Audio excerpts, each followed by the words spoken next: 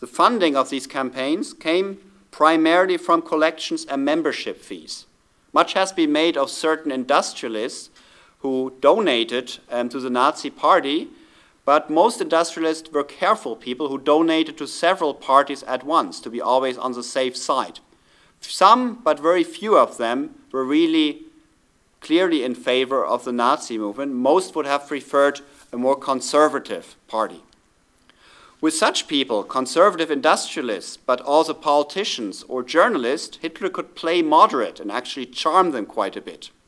But this did not obscure that violence was an integral part of Nazism, particularly in the SA, the stormtrooper organization, which attacked social democratic and communist rallies or Jews, such as on a major Berlin boulevard in broad daylight in 1931.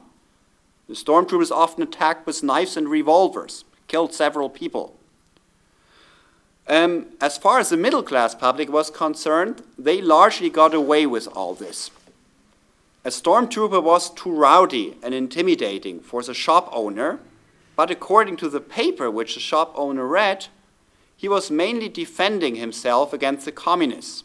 These papers always tended to blame the communists. By implication, the stormtrooper also defended the shop owner himself.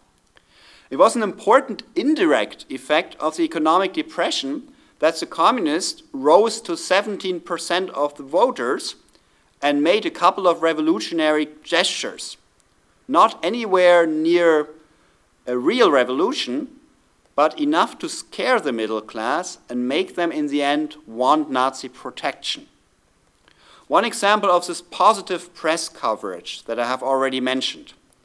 Commenting on a Nazi meeting in rural Saxony, again in central Germany, a paper wrote in October 1929, "Whatever one thinks of National Socialism, one had to believe what one heard here."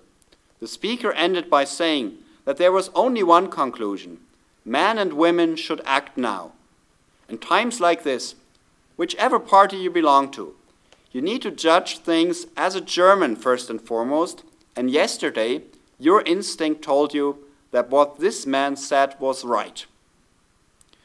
Again, a quite typical acknowledgement that even if one did not agree to everything the Nazis said, their conviction deserved a huge amount of credit.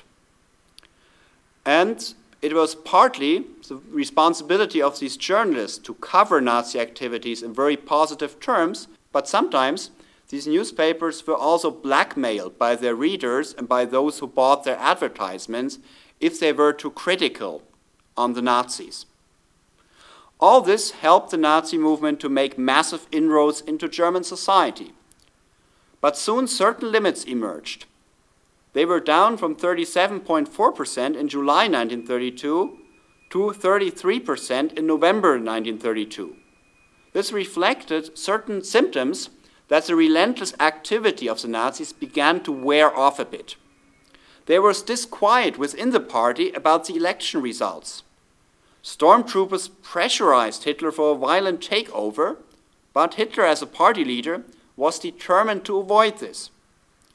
Of course, we do not know what might have happened. You never know in history, but it was by no means a foregone conclusion that elections by themselves would bring Hitler and his followers into power. In order to explain this, we have to take a look at a small circle, a self-appointed elite of the conservative right and their influence on President Hindenburg. These were but a small part of society and a small number of individuals who were adamant about putting an end to democracy, but they themselves lacked any significant popular support. And they finally turned to the Nazis, whom they initially despised. These were mainly army leaders, generals, and noblemen who were resentful about the Versailles Treaty, resentful about democracy, resentful about the end of their former privileges since 1918. These people operated hidden from the public. They attempted to gain influence by winning the President Hindenburg's ear. In all this, we see a fair amount of court intrigue. Repeatedly, in the early 1930s, there were negotiations with Hitler. Hindenburg offered him a participation in government, but not the chancellorship at first. He found the Nazis too rowdy, too popular. He disliked Hitler. He sneered at him as a general sneered at a former caporal. In turn, the Nazi leader refused to be junior partner. He demanded to become chancellor, bringing forward democratic arguments, essentially saying, I have over 30% of the votes, whereas you hardly have 10% of the votes. Why should I be junior minister as opposed to chancellor? This resulted in a deadlock in the second half of 1932. The left was bitterly divided. There was no chance of communists and social democrats joining forces to defend democracy, which communists did not want to begin with. Communists and social democrats did not trust each other. In fact, they often hated each other.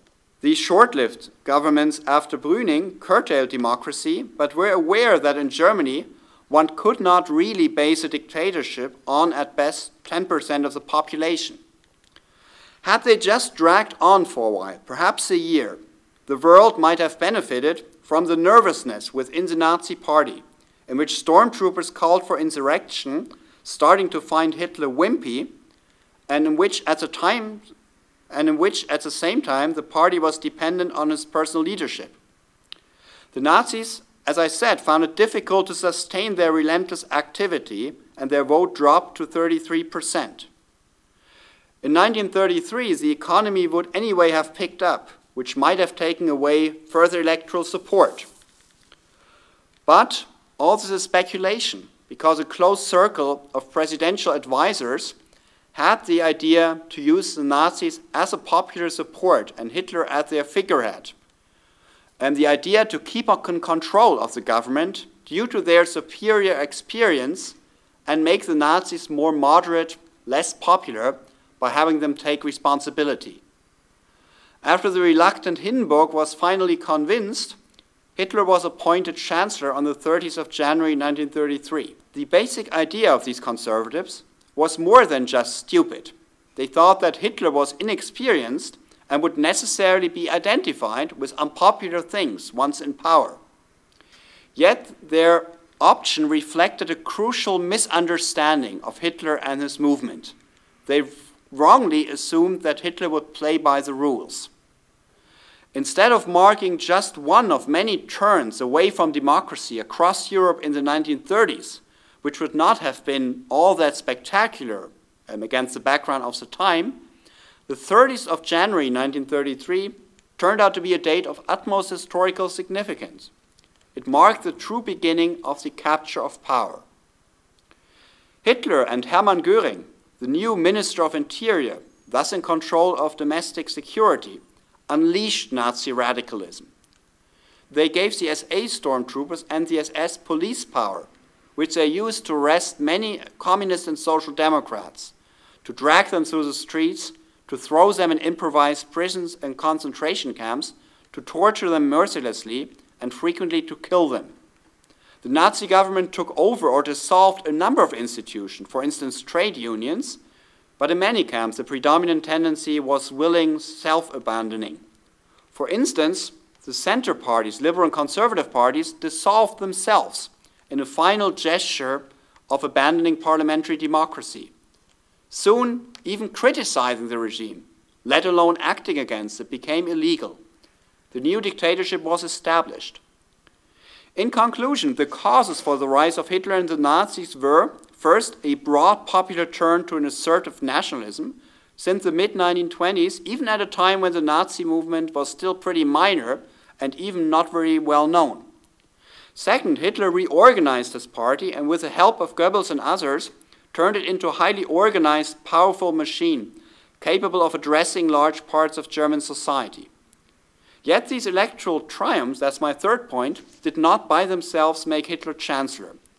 For this, it was necessary for Hindenburg and some influential militaries and noblemen to overcome their initial reluctance and to offer Hitler the chancellorship, fatally underestimating him and his movement and thus making the capture of power possible.